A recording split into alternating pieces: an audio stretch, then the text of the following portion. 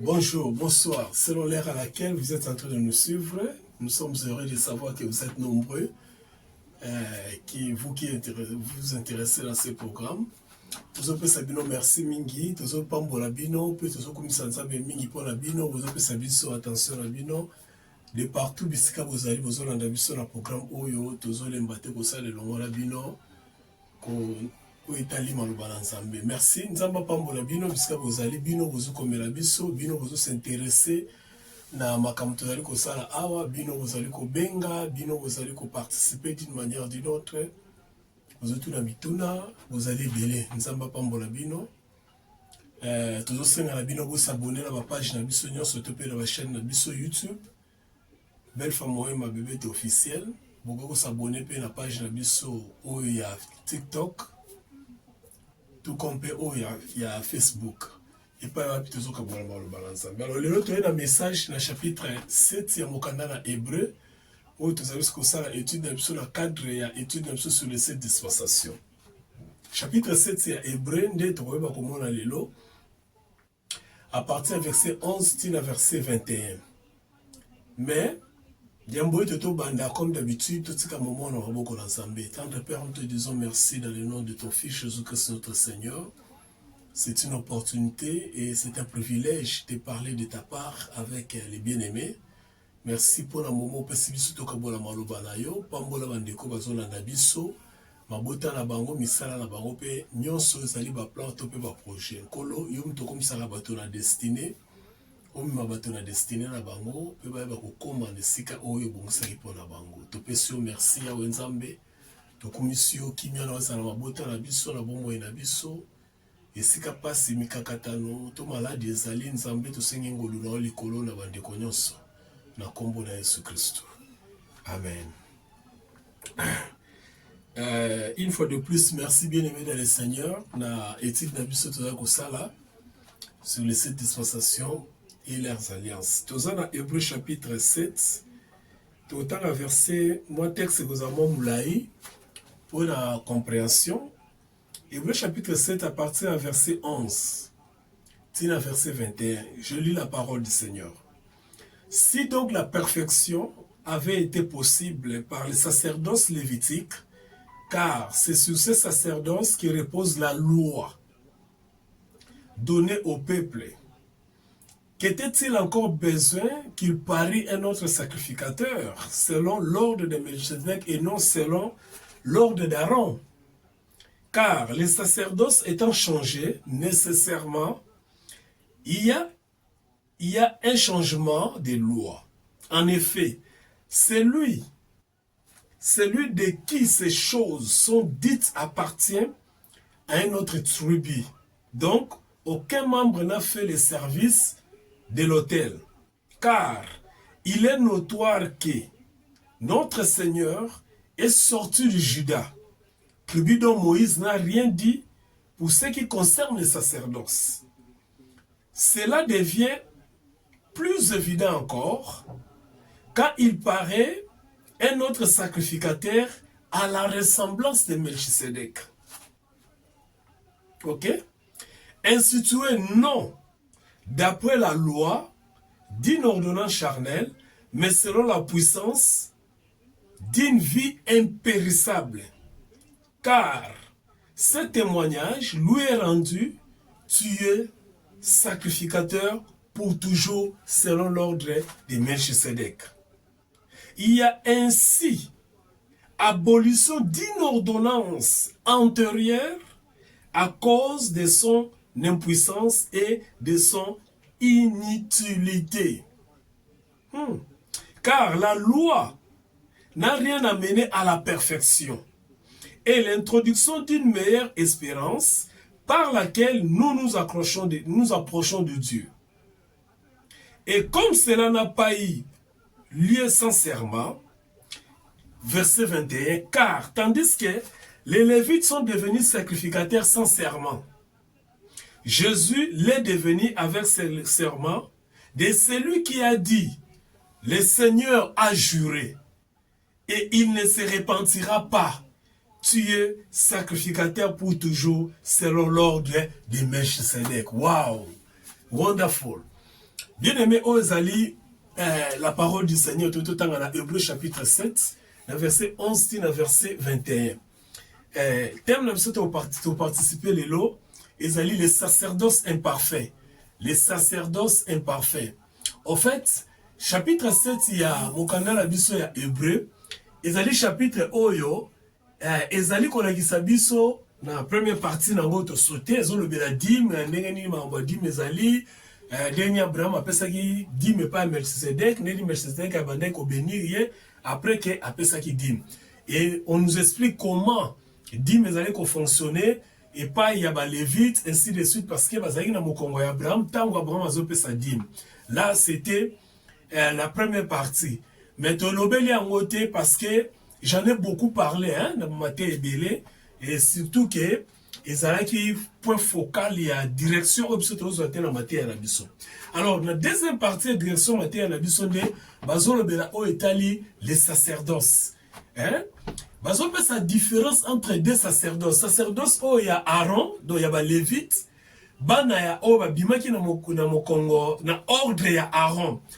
Il est à signaler ici deux choses. La première des choses, Ezali, on parle de l'ordre de l'Aaron. Nassine expliqué qu'en gros, il y a 2-3 semaines passées. L'ordre d'Aaron. Maintenant, quand c'est l'ordre d'Aaron, bato o bazalaki kosala musala na ordre d'Aaron, ezalaki ba lévite. Donc bana ya Lévi. Lévi bazalaki bana azalaki mwana ya Jacob. Et dans nzela na yende nzamba ponaki bango po basala musala bonganga nzambe to pe les sacerdoces. Oto bengaka lelo les ministères. Et puis ça m'a dit motonyo sauté asala musala nzambe na kati na tabernacle. Ezalaki kaka na libote ya Lévi nde babengaki bango po basalaka mosala oyo ya tabernacle. Et bango nde babengi bango ba lévite do batumbi mbeka. To pe banganga nzambe, to pe ba ministre ya nzambe. Maintenant, il faut travailler selon l'ordre. Ordre, c'est-à-dire l'organisation, tu peux appeler Ndeko Oyazaki responsable et ordre, Aaron, le frère de Moïse. Maintenant, ça c'est d'un côté. De l'autre côté, on nous présente maintenant l'autre ordre. Tout ce que le béla qui a reçu sur la page de YouTube, au moins, on a l'ordre d'Aaron, l'ordre de Melchizedek. De l'autre côté, on nous parle de l'ordre de Melchizedek. Le roi tout de suite le bénéfice on a une zone la montée. Mais dans l'île tchaka accent par rapport au chapitre 7, il y a Mokanda, il y a Hébreu. Maintenant, Hébreu a expliqué Bissoni dans le chapitre 7. A expliqué Bisso inutilité, il y a sacerdoce, il y a Aaron. C'est-à-dire, pardon, il y a ordre d'Aaron. C'est-à-dire, sacerdoce à lévite. Inutilité nango. Si vous utilité dans moi, ils sacerdoce imparfait. C'était un sacerdoce imparfait. Quand on dit un sacerdoce imparfait, il a dit que Ezaki n'a pas coexisté. Cependant, et kokai kosa la musala na ngonenge sengela kité. Yaro a béni un sacerdoce imparfait. Mais pour mieux comprendre cela, tout en verset, tout comprenant par rapport à verset de Zoloba. Yoga la verset 11 Balobi. Si donc la perfection a été possible par les sacerdoces lévitiques. Donc, on t'a raison de service sur la Bible, mais vous t'as la bon, mais quand on raisonne. Il y a autant de différence Ancien Testament et Nouveau Testament. Différence, il y a dispensation autoselle, pas dispensation, vous comprenez à rater. Ah, on t'a raison tout la Bible, mais ce qui boye. Bonganga nzambe oya be lévite ezalaki ce qui ezalaki na perfection ce qui perfection monement c'est-à-dire kokokisama malamu ce qui ezalaki bene kokisama ki malamu ce qui ezalaki ndenge wana sacerdoce ezalaki ndenge wana bonganga nzambe na bango lolenge bato ancien testament to lo bango d'une manière dans langage moko simple lolenge bato ya ancien testament bazalaki kosala musala nzambe lolenge baganga nzambe bazali kosala musala nzambe bazali kotumba bambeka bazali koboma banyama bazali kosopa makila siko otela zotuna bi soki ezalaki parfait c'est-à-dire soki kokisamaki soki ezalaki na besoin ya eloko mususu te car C'est sur ce sacerdoce que repose la loi donnée au peuple. Parce que na bonganga nzambe wana ezali kotambo wana mobeko oyo epesamaki epai ya peuple bazali na tango wana. Alors bato na sikoyoka siko question. Qu'était-il encore besoin qu'il parût un autre sacerdoce et sacrificateur selon l'ordre de Melchisedec et non selon l'ordre d'Aaron? Yoka motuna c'est très important pour na bino bandeko oyo bo vandela Ancien Testament. Bolanda mala balobi boy. Soki makambo nyonso na ko leka na Ancien Testament. Kotumbambeka parce que dans Ancien Testament ça qui na sacrifice kotumbambeka pour l'expiation à péché. Dans l'Ancien Testament, ezala qui na culte, c'est-à-dire célébration. Dans l'Ancien Testament, ezala qui na loi o epesama ki po ete batu basala kama kambwana. Selon ordre ya Aaron, c'est-à-dire ba lévite bato sala parce que bazwa ki lipamboli ya Aaron. Siko batuni babi, soki makambwana ezala ki yako ekokaki nango, soki ezala ki parfait. Soki ezala ki bien. Tout le monde en français facile. Soki ezala ki bien.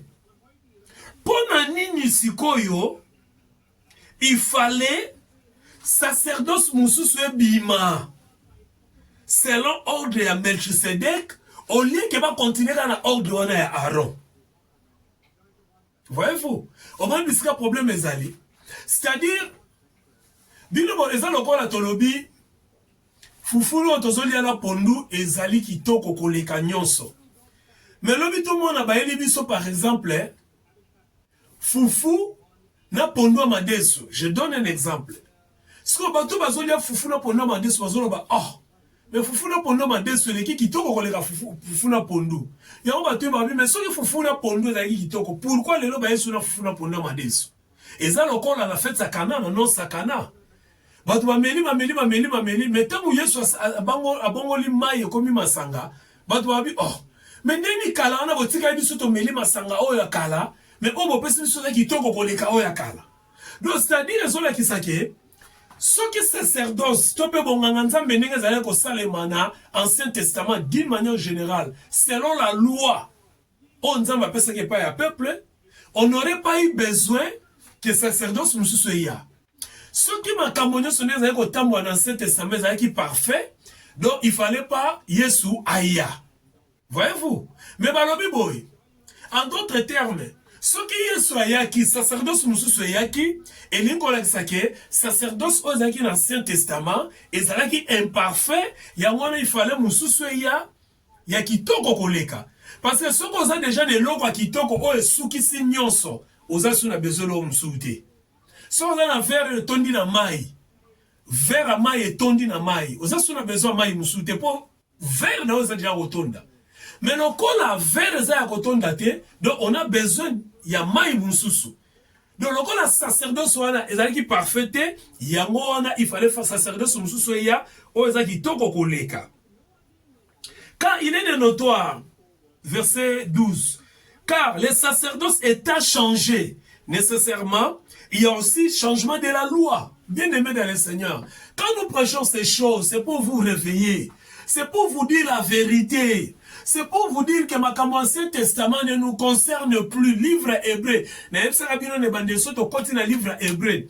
Donc, démontrer comment livre hébreu est bon Ancien Testament Mubimba. Ou soit, et kokisa Ancien Testament Mubimba. Yoka verset 12 nebalobi. Car les sacerdoces étant changés, bonganga nzambe lokolo est changé. Nécessairement, aussi, il y a un autre, pardon, il y a un changement de la loi. Babi lokolo bonganga nzambe changé. Lolenge bango bazala kosala e bongo anye changer. Ezali sous lolenge na te sali biso. Toko kosala culte na biso te. Toko kosala adoration na biso te na lolenge na bango. Toko kosala ko célébrer te lolenge bango bazala ko célébrer. Po makambo wana nyonso et c'est changer. Lokola pe makambo wana changer. Mibeko pe esalini est changé. Il y a un changement de loi. Parce que sacerdoce soit les na loi na yango. Donc le code est changé, c'est que sacerdoce na biso pe et comme une loi mususu loi peut changer.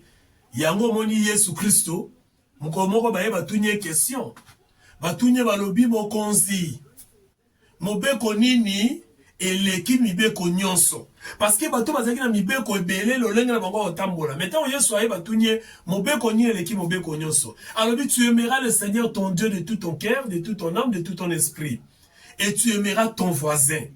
Tu aimeras ton Seigneur et tu aimeras ton voisin. Le verbe commun est un verbe aimer.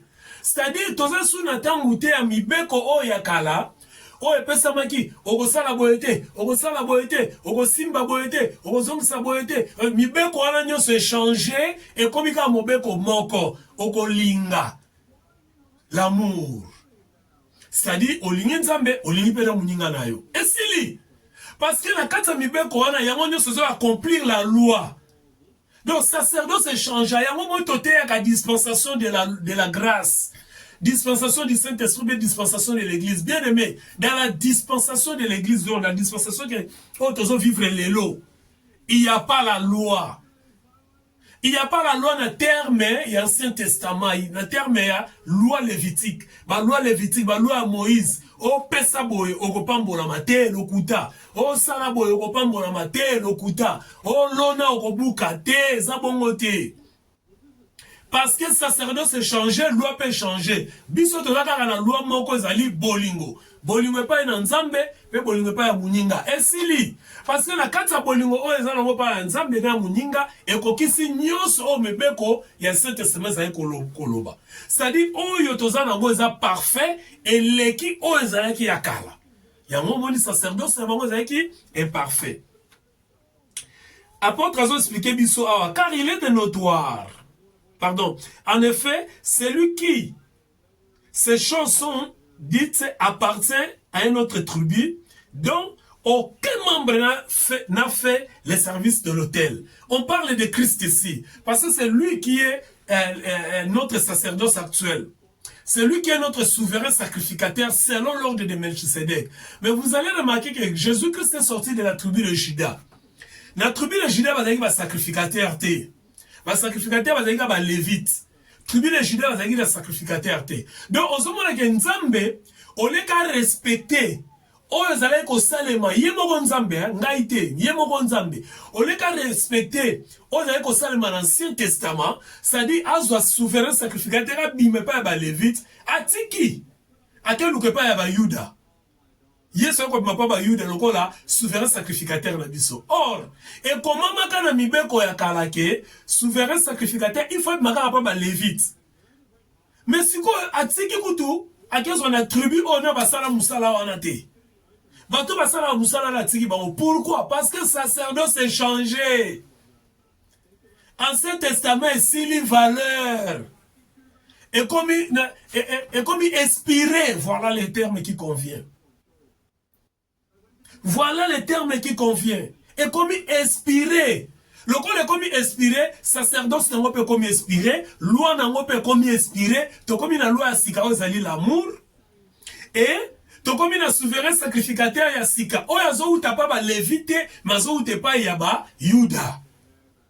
Notre Seigneur Jésus-Christ.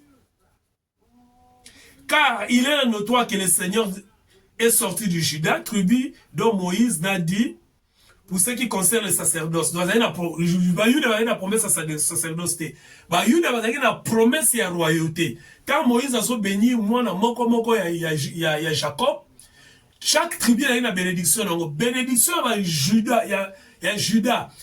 Il y a Juda, qui boye, il y a Shiloh, c'est-à-dire la royauté. Septena kolongwate. Tant je crois la Genèse 39. Mais bon, on a une promesse à concernant la sacerdoce, c'est bien qu'on soit sacerdoce. Verset 15. Cela devient plus évident encore quand il paraît un autre sacrificateur à la ressemblance de Melchisedec. Tout le bien qu'on a passer institué. Non. D'après la loi. On dit, donc, sacrificature nabiso. Ordre nabiso est institué selon la loi. Donc, bataille à la loi, bataille à la loi, ils ont bon côté. Bazan erreur la loi. Parce que ordre na biso est situé selon la loi.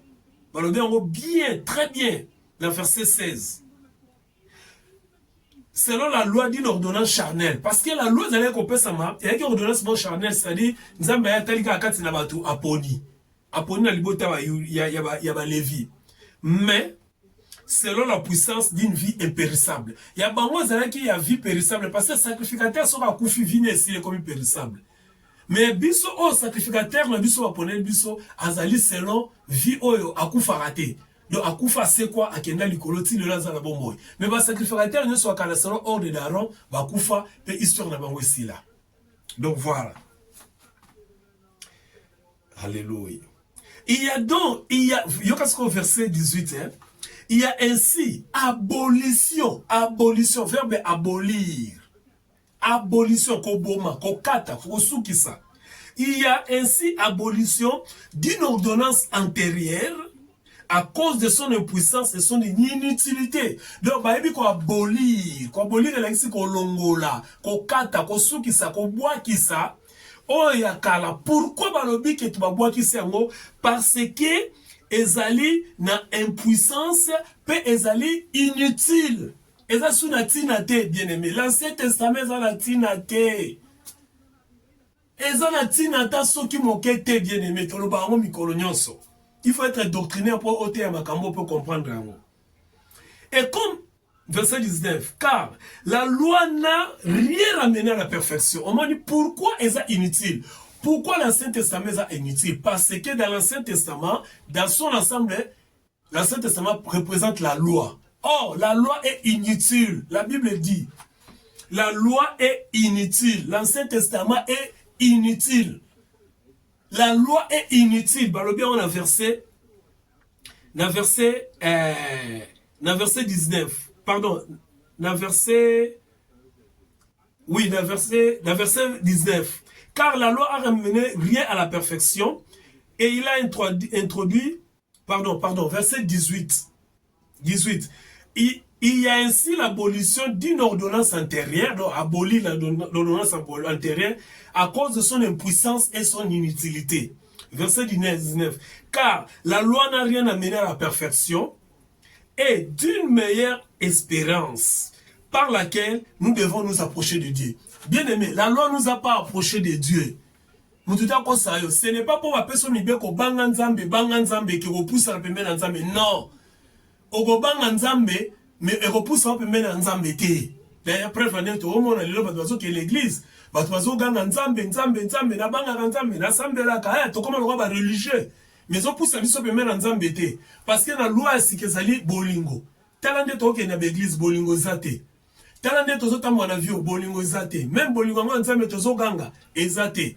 Tozo kuuta église moko me to banarate. Tozo na 4 église moko to yoka na rate. Tozo na 4 église moko to ilinga na rate. Tozo na classe 4 église moko to tonga na to finga na to sala na kabama beka na 4 église moko. Kaka bandeko basi na mibali. Bango ne basala na kamabe. Pourquoi? Parce que to comprendre makambo te tozo kanisa ke ko accompli ba performance religieuse ça ngo poussa biso pembe na nzambe. Oh Bible lobi ninya. La loi, hein? La loi ne nous a pas approché de Dieu. Mibeko poussa kabatuna nzambe te même bango moko. Imperfection, inutilité à la loi c'est parce que la loi n'a approché personne de Dieu. Hébreu tesolo bayango. Donc mutunyo so la kanisa ke ngana banga nzambe, ngana sambela 10 fois la journée, ngana jenaka 10 fois, ngana pesa ko offrande, ngana sala ka bwa kanisi ya mtu ko pousser nzambe te bien aimé. Yango te mtu ko pousser nzambe. Yango te mtu ko pousser nzambe parce que c'est inutile de faire tous ces sacrifices. Ngana sa sacrifiaka, na lata kitambala vana sambela, ngana ina pakolaka mafuta te, ngana chaka biloko matoi te, ngana lata pantalon te, ngana tika eza inutile bien aimé parce que au pousse on peut mettre nzambe te. Et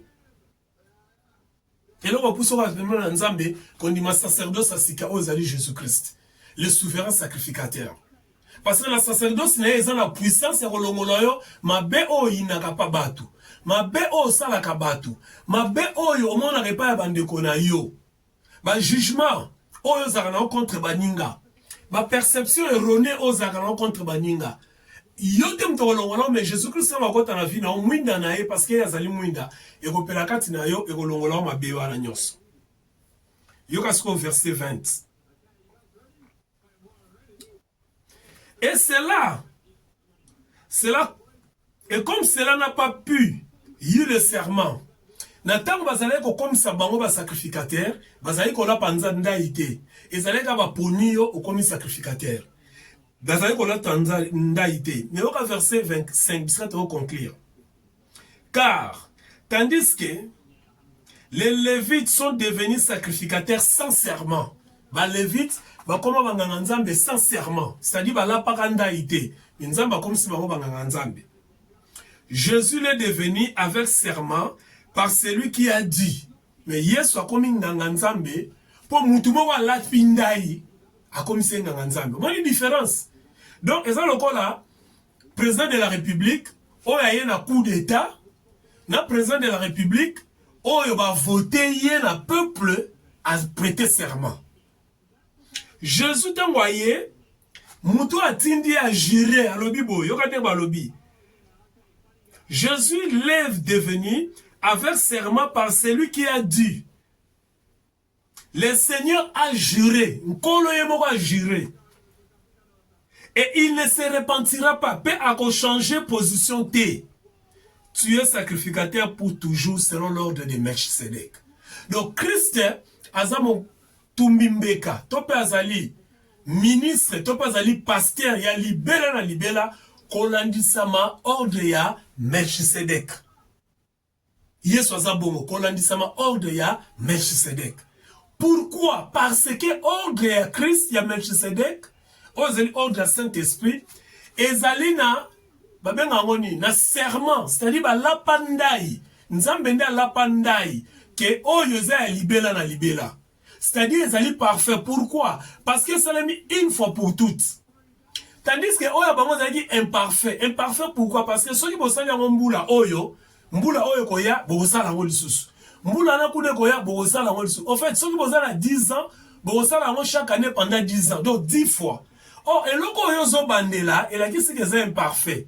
Mais il y a Christ, asali yango une fois pour toutes parce que c'est parfait. Donc asali une fois pour toutes à il est assis à la gloire de Dieu le Père. Ça dit tant asali amoni ke kokisami alobi ah. Maintenant, c'est accompli. C'est parfait. Tigana qui nous vend dans la paiement. Et ça, le temps où nous avons accueilli, Mokili, premier jour, deuxième, troisième, quatrième, cinquième et sixième. Et le septième jour, Dieu se reposa. Parce qu'à mon avis, nous sommes parfait. Le septième jour, pardon, le septième jour, Dieu se reposa. Le sabbat. Hein? Nous avons accueilli au paiement. Nous avons paiement qui pour la nine. Parce que dans le huitième jour, nous avons accueilli pour eux, nous sommes les 7 premiers jours, les 6 premiers jours, pardon, Eza qui togo koleka. Donc, moi, corriger Ezate. Moi, bandela Ezate parce qu'ils sont parfaits. À quel n'est qu'au paiement. Tant comme le 8e jour, Bible le dit qu'à Kela qui le sous. Pour eux, ça, Kela qui et Kokaki. Voyez-vous, la même chose, à ce qui concerne les sacrifices, à ce qui concerne les sacerdoces, Christ n'est pas un sali aïe. Tant à quel est tout est accompli. À Tali Misalo, à Salaki et Koki. À la matinée, la lola, à Keina et Kofanda. C'est-à-dire, à Koki, qu'on zonga les sous-soutés pour ça, le sacrifice, pour eux, la Salaki, ils sont déjà parfait. Ils sont déjà accompli. Mais eux, bas Lévite, bas avec ça là, ils sont imparfait, on bas avec Bandela. Hier, aïe, à Sali, à Kepema, Nenzamba Salaki 6 jours, 7e jour à Pemi. Moi, Bandela sous ce zate. Donc, l'élo bien-aimé dans le Seigneur, yo, Zakatine sous Christ. Réjouis-toi parce que quand tu es sous Christ, il y a ça sacrifice une fois pour tout. Pour na yo sacrifice na yo yeso obandela ngol souté. Voilà pourquoi on va la fois passée yo za la lisumuté batu ba mona yo ba juger yo batu ba mona ba lo sali lisum batu ba mona ba lo batala ya poisami batu ba mona ba sa te ezali su yote parce que wana ne batu bazo mona yo mais nzambe oyo abenga yo oyo atinda Yesu ajira ete sacrifice na eza une fois pour toutes nzambe na mona ko na lisumuté ya go foza ata on son sengo ya ko ba ko tosa bandeko kolinga bandeko na mabe na bango na ba faiblesse na bango zala toujours le sengo. Pourquoi? Parce que yo za su mutu ya lolenge teke lobi ba omona on disumba ba omona disumpa na yo pour que le sala ngo sacrifice te ezate yo déjà aussi ba sala yo une fois pour toutes ya passé ya présent pe ya futur et sengo na zali nini kumisa kaka nzambe zala reconnaissant pa nzambe pona Yesu Kristo atindela biso Parce que l'œuvre que Christ a accomplie sur la croix, c'est la perfection. Et cela n'est pas à reprendre. Et kozongaka lisusu qui nous mokoye sur Christ akoya. Kola pambola bino, jusqu'à ce que nous revoyons la semaine prochaine, restez dans la paix et dans la bénédiction du Seigneur. Merci beaucoup. Que le Seigneur vous bénisse.